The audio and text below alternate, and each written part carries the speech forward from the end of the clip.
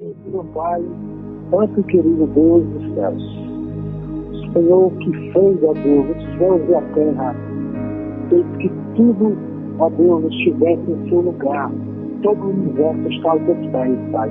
Tu que és soberano, não é apenas Deus, um inventor, um criador, mas tu és também o arquiteto de todo o universo e o regente de tudo que foi criado.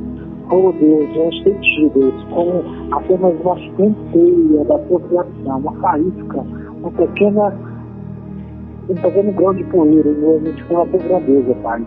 Eu te peço tua graça nesse momento. Dá-me da tua graça, da tua misericórdia.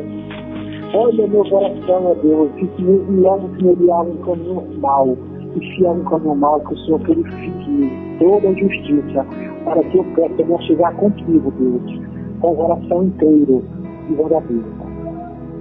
Purifica-me em todo mal, perdoa meus pecados, para que assim a minha oração seja ouvida pelo Senhor. Oh Senhor da glória, com a certeza, Pai, da tua misericórdia e do teu perdão, eu te peço que o Senhor possa estar revigorando as forças a todos nós, cada um que teve um dia cansativo, um dia, ó Deus, de muita luta, de muitas tribulações, que tu agora renove nossas forças e abençoe, Pai, para que em nossas vidas possa superar a tua graça, Deus, que possamos sentir, Deus, o teu Espírito Santo ministrando em nosso coração, Pai. E possamos, a partir de agora, Pai, sermos transportados para a tua presença. E venhamos, ó Pai, a ter uma intimidade, um contato, um relacionamento com a tua palavra, de forma que o teu céu vai falar, mas nós não iremos ouvir a voz dele, e sim a voz do alto, a voz do Altíssimo Senhor, falando e ministrando ao nosso coração. Usa teu servo, Pai, com eficácia e graça, Pai. Concede a ele também o teu perdão, a tua graça, a tua misericórdia, e usa ele conforme o teu propósito, para que nessa noite, Pai, teu nome e somente teu nome seja engrandecido, para que o Senhor, Pai, receba a devida honra e a devida glória que tu, ó Deus, merece. Assim, Pai, eu te peço por cada vida, conserva cada uma dessas vidas em tua presença, e nos concede, Pai, entendimento e amor à tua presença, em nome de Jesus.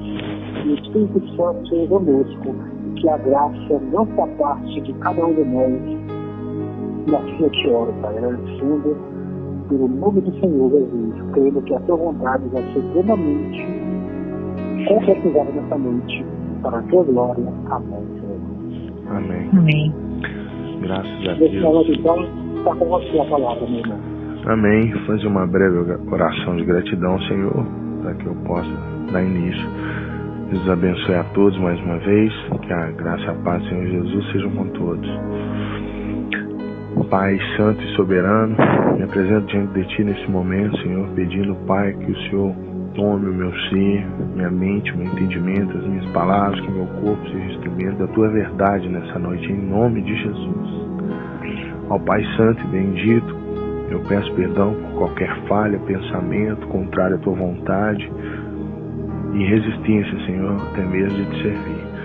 Que o Senhor possa me consagrar e me ungir, e falar por meio dos meus lábios a cada coração que essa noite eu te peço em nome de Jesus, Pai, crava na tábua do coração de cada um que recebe essa mensagem. Que cada um possa receber graça por meio da Tua verdade, somente a Tua palavra, Senhor, penetre no coração de cada um deles, em nome de Jesus. Louvado e exaltado seja o Teu santo nome, hoje e para sempre. Amém. Graças a Deus. Amados e queridos do meu coração, o Senhor tem uma palavra um tanto quanto especial. Ela, de fato, vem com muito amor da parte do Senhor para nossas vidas. Porque tudo que tem amor demais também tem correção, né? Tem repreensão. E aquele que ama ser corrigido, ama entendimento, ama sabedoria, né? E de fato tem o Senhor. Então, eu gostaria de semear uma boa semente cada coração a respeito do que o Senhor falou ao meu. que são coisas que nós fracassamos com uma certa frequência e deixamos de observar a vontade de Deus e o Deus que nós servimos, porque existem combinações de forças, né? Assim como uma alimentação ela é perfeita, um alimento que nós comemos, ele é combinado, né? Ele tem um arroz, um feijão, uma salada e algo, uma carne, sempre tem algo ali complementando a nossa refeição. E a palavra, ela também é assim, ela por si só se completa, se tornando uma refeição completa em todas as áreas da nossa vida, suprindo as vitaminas necessárias para o nosso espiritual, né? Pela palavra, assim como qualquer alimento que supre as necessidades de um corpo. E o Senhor tem colocado para mim um direcionamento novo, uma forma de enxergar o seu Evangelho que me abre um entendimento, me faz enxergar mais longe, né? Quando a gente começa a unir os ingredientes e ver qual é a carência que nós temos na nossa dificuldade ou na nossa fraqueza. Então vamos comparar assim como um corpo mesmo, né? Quando nós estamos, por exemplo, tendo câimbras no corpo, nós temos uma carência de potássio, não é? Que faz com que os tendões ali tenham mais elasticidade, firmeza e assim vão suprindo as fibras do corpo. E por aí vai. Observando por esse lado, a gente também percebe que se a palavra ela é um todo, é um completo, né, de alimentos, um complexo de vitaminas espirituais, a gente tem que entender qual é a vitamina que necessita nosso espírito, nossa alma. E hoje é como se eu fosse aquele apresentador de programa que vende um ômega 3, né, que te oferece vários benefícios para a sua saúde no todo. Então, de certa forma, eu quero apresentar alimentos que de fato são essenciais para suprir uma necessidade. Assim como a gente está debilitado no hospital e precisa de um soro, né? Nada mais é necessário para que você coloque na boca. Então, o nosso soro tem ficado de lado, que são duas coisas que se combinam, que são necessárias na nossa alimentação espiritual, que elas precisam estar juntas numa única refeição, numa única obra, num único trabalho, né? É como se fosse um alimento casado, igual o arroz e feijão, né? Igual o macarrão e o molho. Então existem coisas assim que são casados que se você tirar não perde a graça, não tem mais aquela essência, algo está faltando, né? Ao comer uma comida sem tempero, a mesma coisa, né? A reação é essa no espírito.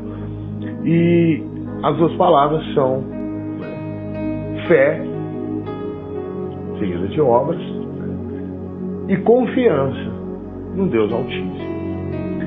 E a gente deixa de executar inúmeras obras pela fé por falta de confiança no Deus que te abre essa porta.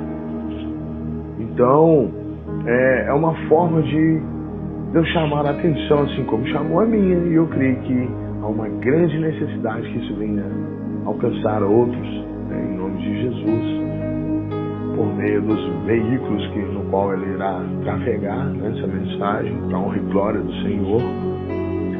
E há uma necessidade grande da gente entender a fé, né, que ela não deve ser simplesmente um acreditar, um crer, algo dogmático, religioso demais, porque tudo que é demais acaba sendo de menos. Então, quando a gente acredita demais, mas não faz nada pelo que a gente acredita acontecer, então nossa fé não vale nada. Tem que ter um passo, tem que ter um direcionamento da parte do Senhor, e precisa de um passo de cada um de nós, né, naquilo que chamamos de fé. Mas como que a gente vai dar um passo sem confiar, né? Sem saber em quem está à frente para nos aparar pelos braços quando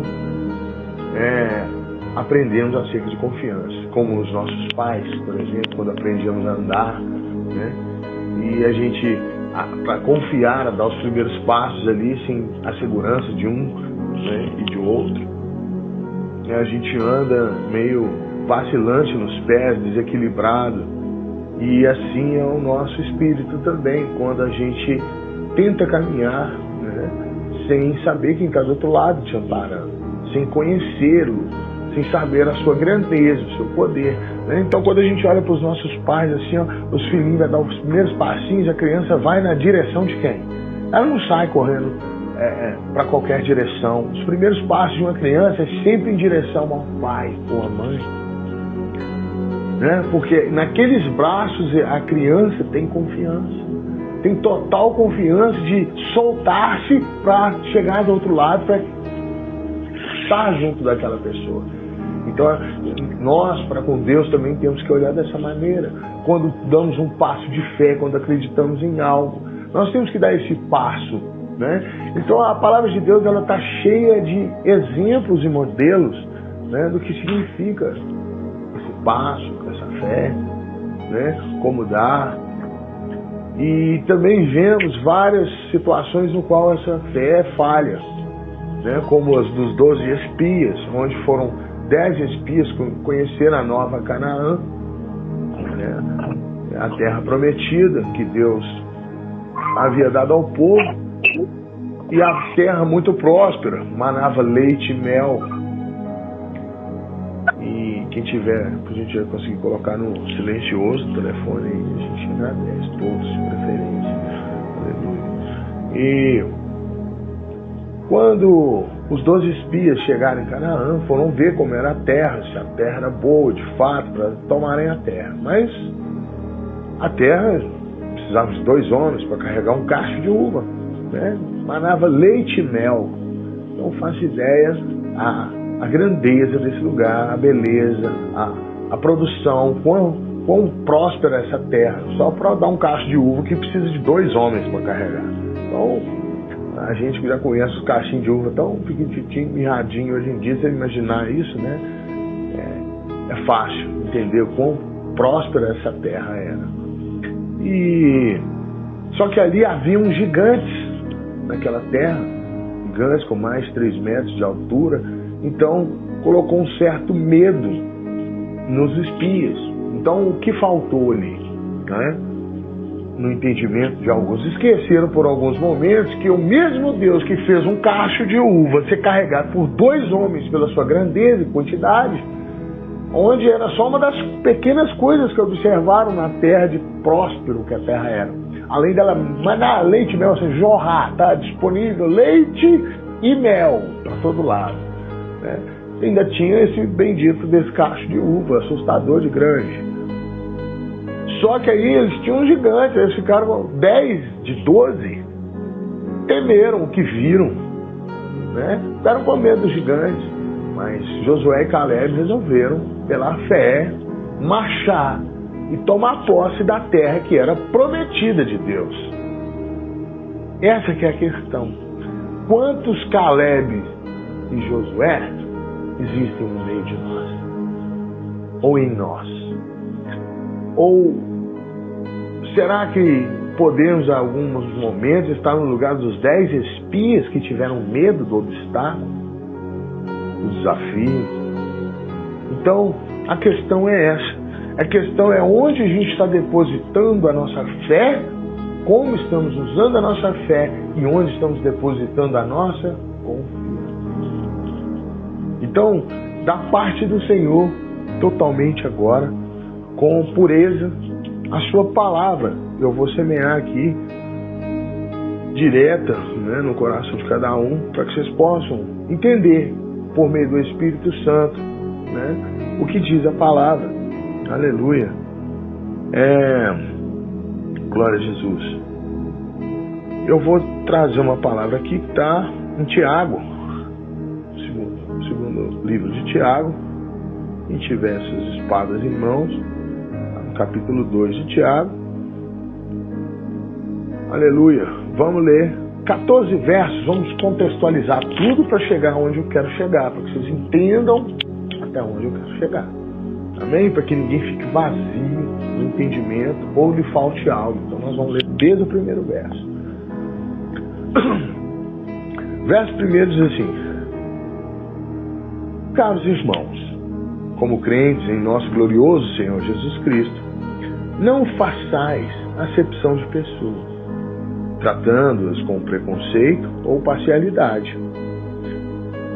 Se, por assim dizer, entrar nas vossas sinagogas algum homem com anéis de ouro nos dedos, trajando roupas caras, e ao mesmo tempo entrar numa pessoa pobre, vestindo roupas velhas e sujas, e tratardes com atenção especial ao homem bem trajado e honrades, dizendo: eis aqui um lugar digno da tua pessoa. Assenta, pois, mas se disseres ao pobre: tu, pobres, fica ali em pé, ou te assentas-te no chão, próximo ao estrado onde põe os meus pés, não fizestes discriminação preconceituosa e vos tornastes como juízes que usam critérios perversos? Ouvi, meus amados irmãos, não escolheu Deus os que eram para o mundo pobres, para serem ricos e em fé e herdeiros do reino que Ele prometeu aos que o amam? Contudo, vós tendes menosprezado o pobre, e não são os ricos que vos oprimem. Olha, não são os ricos que vos oprimem, né? São eles que vos arrastam para os tribunais. Olha, opa, só um segundo. Aleluia. Eu parei no verso. Glórias a Deus. Olha, verso 7. Não são os ricos que blasfemam o bom nome que sobre vós foi invocado?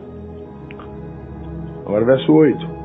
Se vós, entretanto, observais a lei do reino, como está registrada na Escritura, e que ordena: amarás o teu próximo como a ti mesmo, então estareis agindo corretamente. Se todavia tratais as pessoas com parcialidade, estareis incorrendo em pecado e sereis condenados pela lei como transgressores. Porquanto, quem obedece toda a lei, mas tropeça apenas uma das suas ordenanças, torna-se culpado de quebrá-la integralmente. Pois aquele que proclamou: não adulterarás, também ordenou: não matarás. Ora, se não adulteras, porém cometes um assassinato, te tornaste da mesma forma transgressor da lei. Falai e procedei com todos, como quem haverá de ser julgado pela lei da liberdade, pois será exercido um juízo sem misericórdia sobre quem também não usou de compaixão. De que adianta, meus caros irmãos, alguém proclamar a sua fé se não tem obras? Acaso a fé pode salvá-lo? Se um irmão ou uma irmã estiverem necessitados de roupas e passando privação do alimento de cada dia, e qualquer um dentre vós lhes disser: ide em paz, aquecei-vos e comei até satisfazê-los, porém, sem lhe dar alguma ajuda concreta, de que adianta isso? Desse mesmo modo, em relação à fé por si só, se não for acompanhada de obras, está morta. Amém. Verso 18 diz assim: entretanto, alguém pode afirmar: tu tens fé e eu tenho as obras. Mostra-me a tua fé sem obras, e eu te demonstrarei a minha fé mediante as obras que realizo. Então, olha só que interessante essa passagem que Tiago deixa para o nosso entendimento, né?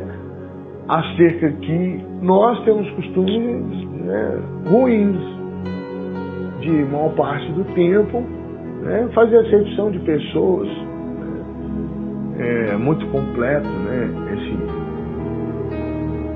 Essa parte que Tiago nos revela isso, porque a gente consegue identificar em momentos da nossa vida que nós demos preferência àquele que realmente estava melhor aparentado, que poderia nos oferecer algo de fato dentro da nossa dificuldade. Sabe por quê? Que nós às vezes pensamos que é só nós que temos problemas, né? Às vezes, né, entramos nesse conflito e acaba que no dia você está precisando ali no seu entendimento, na sua alma, no seu coração, e de repente é um dia que você tem que ajudar, um dia que você precisa às vezes. Então a gente acaba dando preferência, né, observando a nossa necessidade, né, e acaba dando preferência a outros por conta da nossa própria necessidade. E às vezes o necessitado é outro, às vezes quem está mais é outro. E nós esquecemos de alguns. Então é um bom momento para a gente refletir naquilo que se acompanha por obras, né?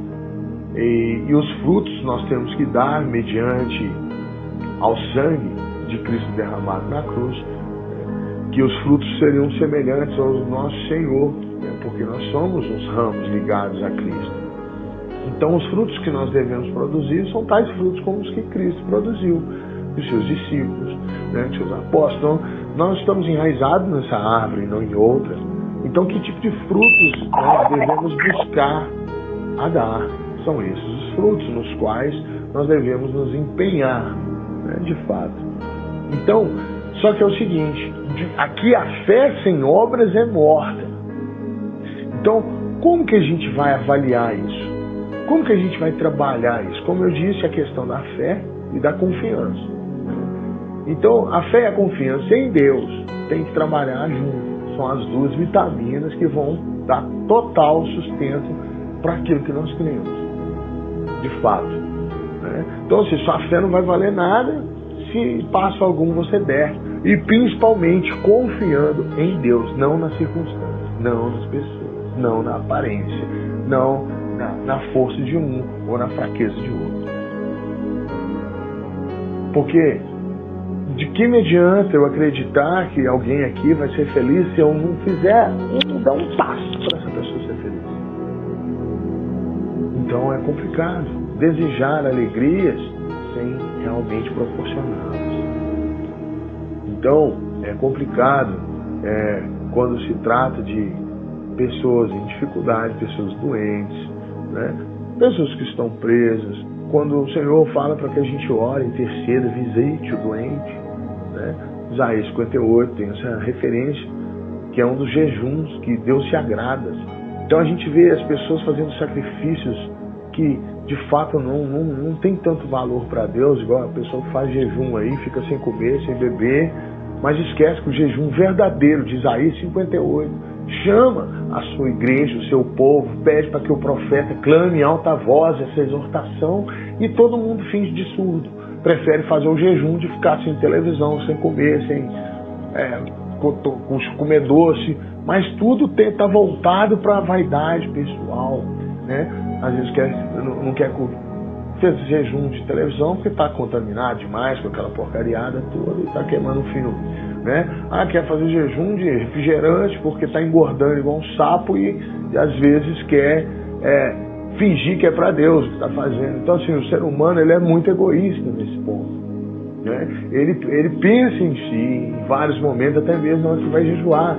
E ali o profeta Isaías, né, no capítulo 58, ele exorta o povo: acaso, né, o próprio Deus falando na boca do profeta, acaso o meu prazer está nisso, que você se curve com um junco, que deite sobre lãs cinza, que, né, fique sem comer, que aflige a tua alma por isso? Esse é o jejum que me agrada?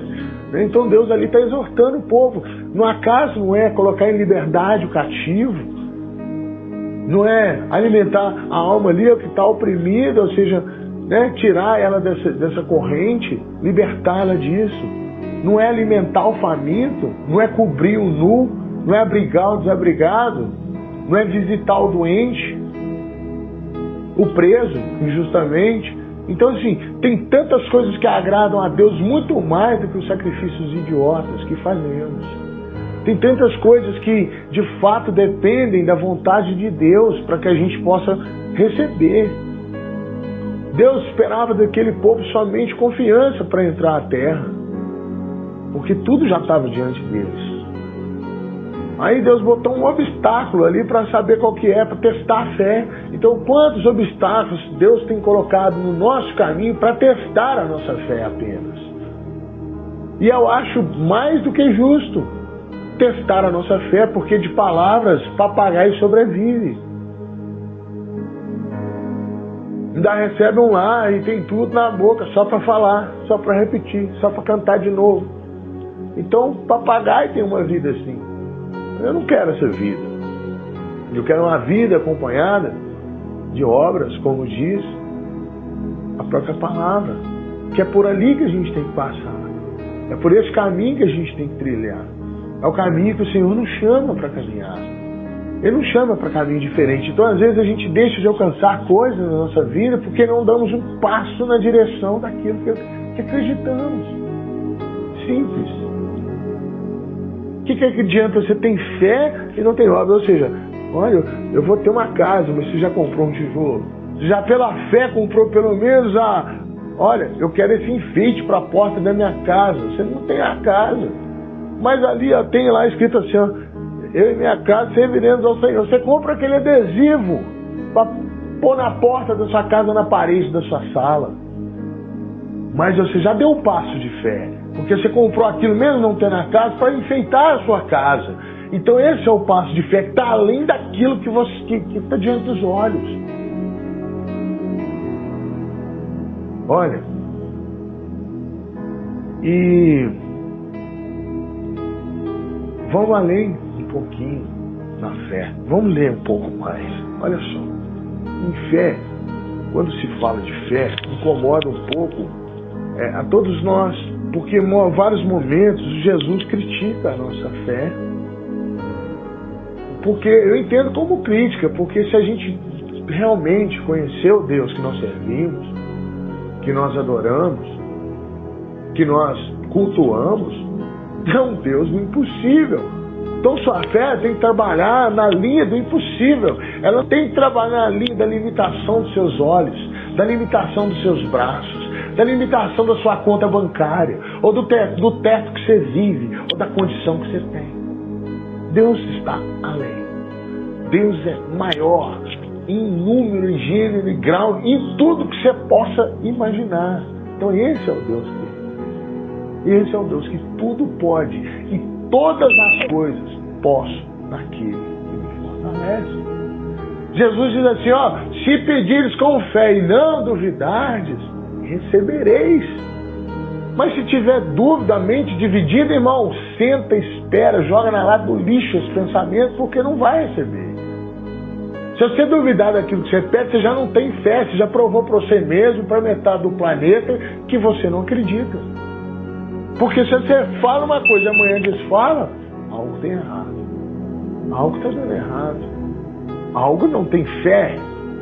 E Jesus diz que se a nossa fé for do tamanho de um grão de mostarda, nós poderíamos lançar mão de uma montanha e falar, montanha, se arranque daí, lance no mar, e ela ia.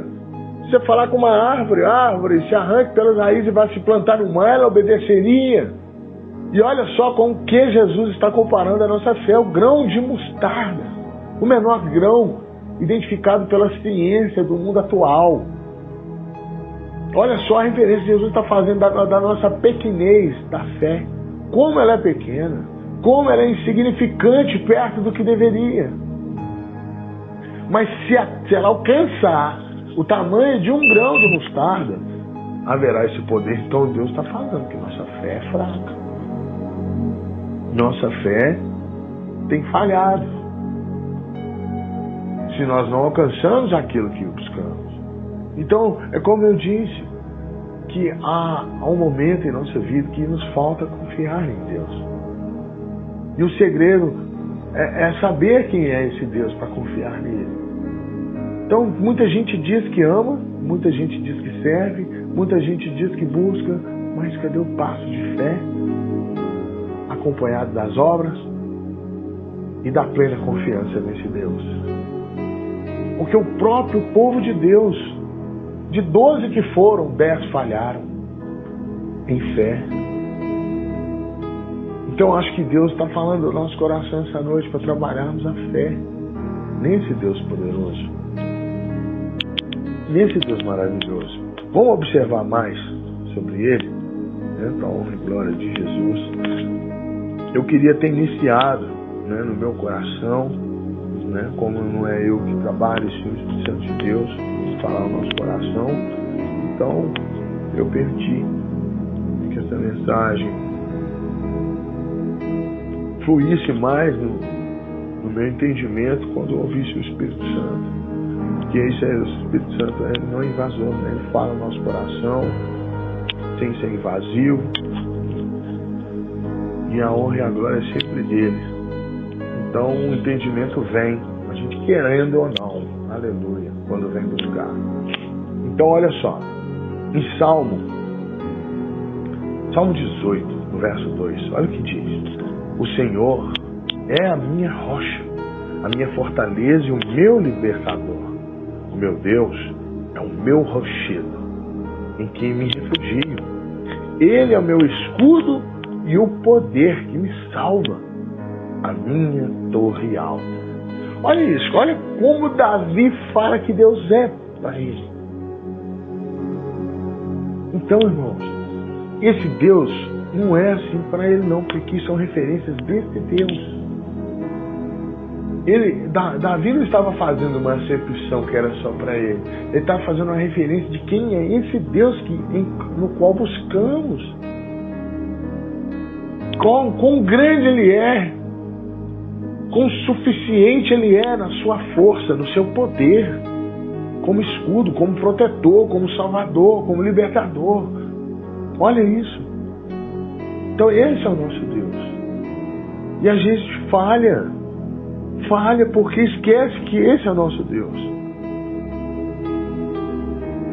Já em Salmo 84, no verso 12, olha só: ó Senhor dos exércitos, como é feliz aquele que em ti confia.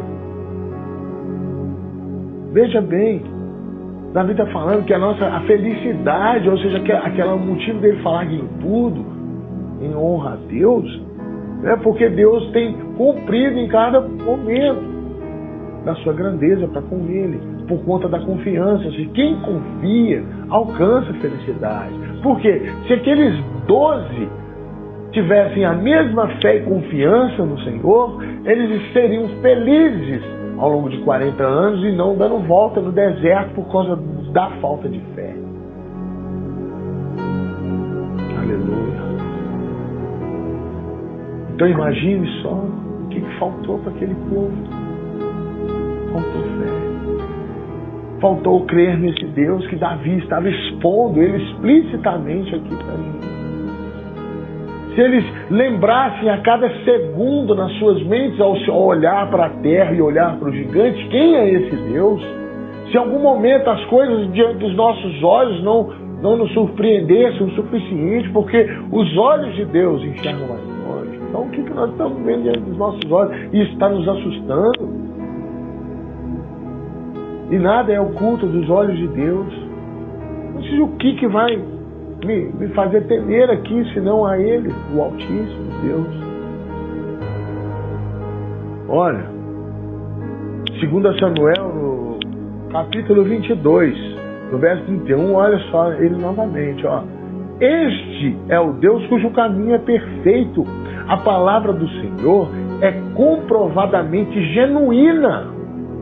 Ele é escudo para todos os que nele se refugiam. Irmãos, escudo, o que é escudo? Escudo é uma proteção, uma defesa que fica à sua frente. Então Deus aqui confirma, Ele é escudo para quem nele se refugia. Não tem curva nessa palavra. Ele é escudo, mas para quem nele confia. Então, se às vezes a gente se sente sem defesa, por quê? Porque a nossa confiança não está no Senhor até o momento. A gente pode acreditar em Deus nessa hora. Ele existe, mas às vezes a gente acredita tão pouco nesse Deus que é fiel, de falhamos na fé e achar que Deus não está olhando para você. Isso é falhar na fé, achar que Deus não está te vendo, não está vendo sua luta, seu sofrimento. É falhar na fé quando a gente acha que Deus esqueceu da gente. Aleluia. Olha, Isaías 12, no verso 2, ele aumenta isso em nós. Diz assim, ó, Deus é a minha salvação, terei confiança e não temerei.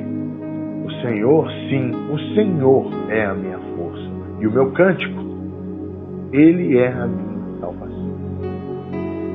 Então olha só, olha a referência agora do profeta Isaías, nos dando uma direção tranquila daquela aflição que acabamos de pensar por quanto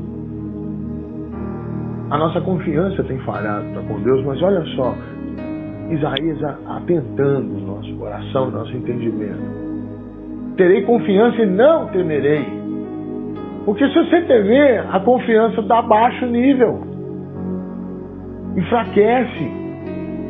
Porque tem que ter uma plena confiança no Senhor. A palavra de Deus fala, ó, maldito é o homem que confia em si, no próprio pensamento, na força de carro, de cavalo, nas suas riquezas, no que tem, ou que as coisas podem proporcionar. Quem confia nessas coisas, cai. Certamente cai. Mas quem confia no Senhor, permanece para sempre. Ele é fiel para cumprir cada ponto da sua palavra. Quando o Tiago fala de pecar e falhar na lei, um ponto que você erra, você já errou nela toda. Mas Deus é tão perfeito que nada Ele vai errar, e principalmente naquilo que é a sua promessa para ser fiel como um Deus justo e amoroso. Quantas promessas o Senhor tem nos feito por meio da obediência a Ele. Meus amados, eu estou me alongando aqui, eu tenho que olhar só o tempo. Glória a Deus. Nós temos tempo. Louvado seja o nome do Senhor. Eu quero fazer outra menção aqui. Deixa eu só achar aqui para ler para os irmãos que possam acompanhar também. Ó,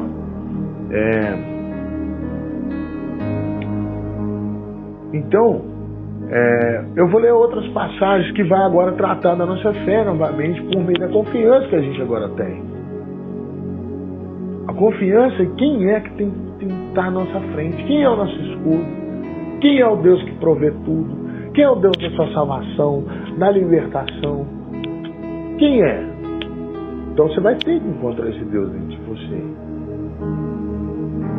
O Deus de Abraão, de Isaac, de Jacó. Você vai ter que buscar, vai ter que conhecê-lo, tomar ciência de quem é esse Deus, para que a sua fé, irmão, trabalhe sem tropeçar, trabalhe sem vacilar.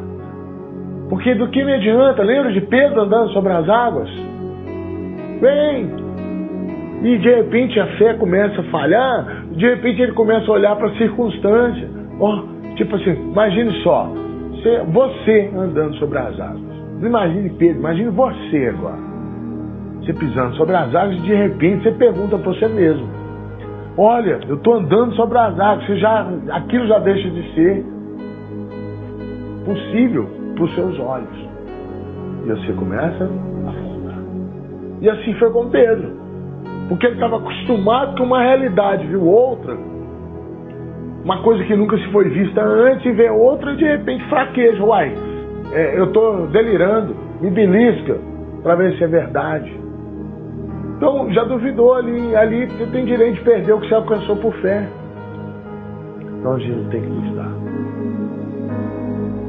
da grandeza, da forma que Deus realiza as coisas.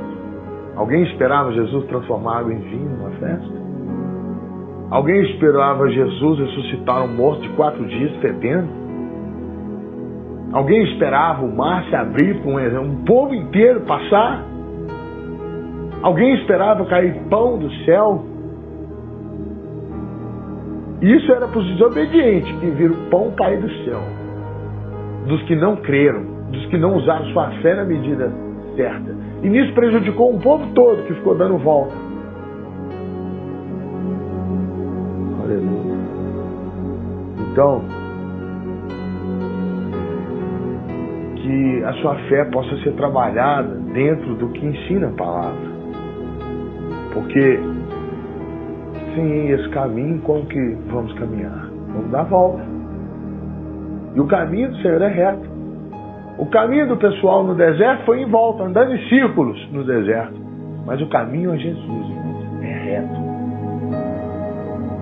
Senão não precisava de profeta anunciar: aplanai os caminhos, preparai veredas retas para ele. O caminho dele é esse, irmãos, é reto.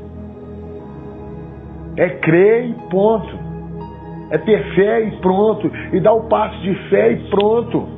Crendo que esse Deus está à frente. Crendo que esse Deus é seu escudo. É Ele quem vai abrir a porta. Mas Ele quer o passo adiante. O mar se abriu.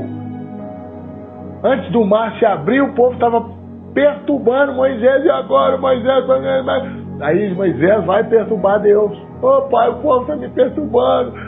Não sei o que eu faço, só o Senhor que vai dar direção. E Deus respondeu o quê? Diga ao povo que marche. Ah, meu Deus. Irmão, marchar, você olha um oceano na sua frente, marchar como?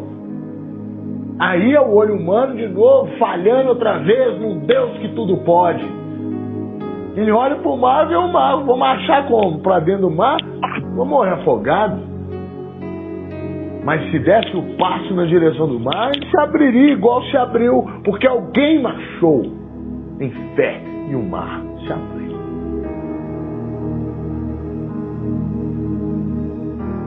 Irmãos, a palavra de Deus, ela é perfeita. Ela fala que você crê e tudo se fará, e vai fazer. Ela fala que você orar com duas pessoas em concordância e ele assim fará, será feito. Pedires em meu nome, você será dado. Peça e receba, mas peça do jeito que ele ensina.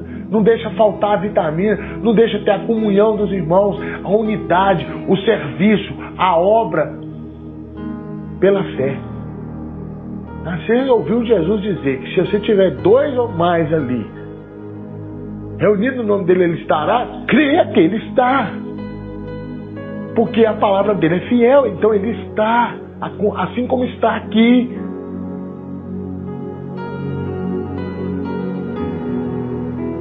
E aonde está a nossa fé? Nesse Deus que nos ensina a caminhar pela fé. Porque sem fé é impossível agradar a Deus. Meu Deus. A conta vai ficando alta quando a gente começa a observar a nossa fé. A gente vai ficando constrangido quando a gente olha a nossa fé. Porque a gente começa a perceber a grandeza do Deus que nós buscamos. E não tem obstáculo, não tem dificuldade com Ele. Não tem mar que não se abra, morto que não levante, água que não mude, tempestade que não pare, doença que não cure, perdão que não seja liberado. Não existe. Por mais imundo, sujo e torto que nós sejamos, Ele está de pronto, braço aberto, esperando o nosso primeiro passo em sua direção, para que tudo mais seja providenciado. Então, irmãos, a fé sem obras é morta. Por quê? Em Jeremias, capítulo 7, verso 8, diz assim: eis que vós vos fiais em palavras fraudulentas que não têm o menor poder de ajudar a quem quer que seja. Olha só como que Jeremias estava vendo um povo numa fé sem obras. Para palavras fraudulentas, é a mesma coisa de eu plantar uma coisa que não tem. Não é.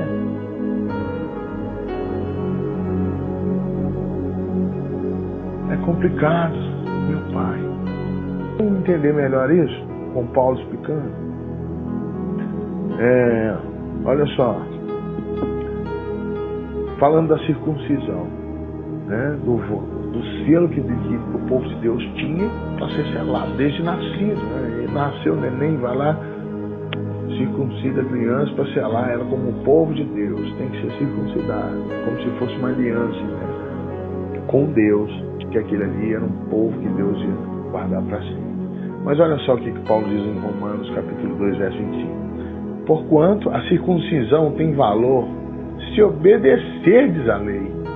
Mas se tu não observas a lei, a tua circuncisão já se tornou incircuncisão, ou seja, você não tem aliança. Né? Você tem uma fé, mas essa fé só não traz uma obra, não traz prática naquilo que você tem que fazer. Então, o que adianta sua fé? Não vale nada. Olha, primeiro,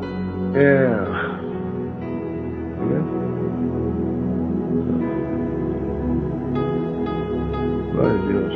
Ó, 1 Timóteo capítulo 4, verso 8. Ó, 1 Timóteo capítulo 4, verso 8. O exercício físico, de fato, é de algum valor. No entanto, a piedade para tudo é proveitosa, porquanto traz consigo a promessa da vida presente e futura. Aleluia.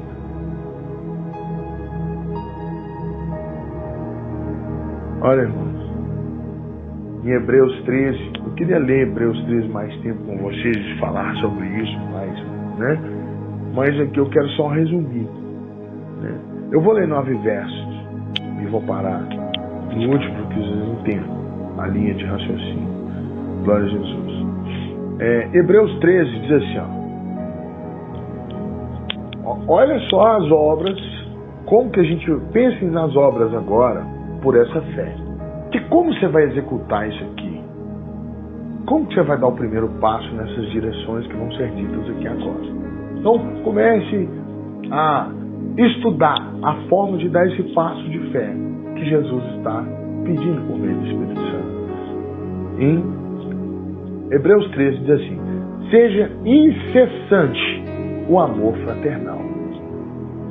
Não vos esqueçais de praticar a hospitalidade, pois agindo assim, mesmo sem perceber, alguns acolheram anjos. Lembrai-vos dos encarcerados, como se estivessem aprisionados com eles, e todos aqueles que sofrem maus tratos, como se vós pessoalmente estivessem sendo maltratados. Digno de honra seja o casamento entre todas as testemunhas, bem como puseram o leito conjugal, porquanto Deus julgará os imorais e adúlteros. Seja a vossa vida desprovida de avareza. Alegrai-vos com tudo o que possuis, porque Ele mesmo declarou: por motivo algum te abandonarei, nunca, jamais te desampararei. Por essa razão, podemos afirmar com toda segurança: o Senhor é o meu ajudador. Nada temerei. O que poderá fazer contra mim o ser humano? Lembrai-vos dos vossos líderes que vos ensinaram a palavra de Deus, observando-lhes atentamente o resultado da vida que tiveram. Imitai-lhes a fé. Jesus Cristo é o mesmo ontem, hoje e eternamente. Não vos deixeis influenciar pelas várias doutrinas heréticas, porque o mais importante é fortalecer o coração pela graça e não por alimentos cerimoniais, os quais não podem produzir qualquer benefício real para aqueles que nele confiam. Não possuímos um altar do qual não tem direito de comer os que ministram no tabernáculo. O sumo sacerdote leva sangue de animais até o Santo dos Santos como oferta pelo pecado. Mas os corpos dos animais são queimados fora do acampamento. Por isso, para santificar o povo por intermédio do seu sangue, Jesus igualmente sofreu fora da porta da cidade. Olha só, saiamos, portanto, ao encontro dele, fora do acampamento, levando convosco a mesma humilhação que ele suportou. Pois não temos na terra nenhuma cidade permanente, mas buscamos a que há de vir. Aleluia. Então, irmãos, igreja do Senhor, escuta o que o Espírito Santo tem falado ao nosso coração. Fé sem obras é morta. No que você acredita?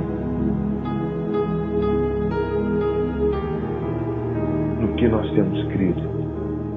Aonde está depositada a nossa fé? Confiando em quem nós estamos? O nosso Deus é paralelo? O nosso Deus é limitado? Ou o nosso Deus é todo-poderoso? Ou o nosso Deus é misericordioso? Ou o nosso Deus sofreu por nós em vão? Porque nós temos que crer que esse Deus sofreu por nós para que nós tenhamos obediência à sua palavra. Porque se a gente acerta em 10 pontos e falha em um, irmãos, erramos em tudo. Não adianta nada fazer somente o que me agrada. Não adianta nada. Em hora nenhuma fazer o que me agrada resolve, porque não é para essa terra que eu vivo. E você tem vivido para qual terra? Faça essa pergunta todos os dias quando acordar. Para qual reino tem semeado a sua vida? O reino eterno ou o reino perecível desse mundo? O reino que vai passar como um piscar de olhos. Porque mediante uma eternidade prometida pelo Altíssimo. Por isso Deus que tudo pode prometeu uma eternidade. Você não sabe nem calcular o que é uma eternidade. Não sabe nem dimensionar em vida o que se é a eternidade. Isso não vai passar de uma memória. Os seus 50, 60, 70 anos aqui nessa terra. Não vai passar de um piscar de olhos. Um vulto. Vai ser 70 anos de vida nossa. E a gente ainda quer coisas para nós. Por mim, para mim. Sendo que o reino é ser como o nosso Senhor Jesus, que abriu mão de ter tudo que podia. Porque tudo já era dele. Você fez carne para mostrar que isso não tem valor algum para aqueles que caminham na direção dele. Nada te prende, somente a vontade dele prevalece. Então aí que devemos honrar esse Deus que nós testificamos com os nossos lábios que o amamos. Porque em muitos momentos o Senhor diz ao próprio povo de Israel: esse povo me honra com os lábios, mas o seu coração está longe de mim. Às vezes a nossa confiança, o nosso coração está longe do Senhor. Nós estamos limitados às coisas aqui ao nosso redor e esquecemos do que Deus prepara, da terra, da Canaã que Deus separa. Aí está vendo o gigante. Ai, a uva é boa, mas o gigante é maior. Mano, é leite e mel, mas o deserto está mais quente. Aqui tem caipão do céu e a nuvem me guia de dia. Começa a trocar o melhor pelo que Deus nem separou por falta de fé.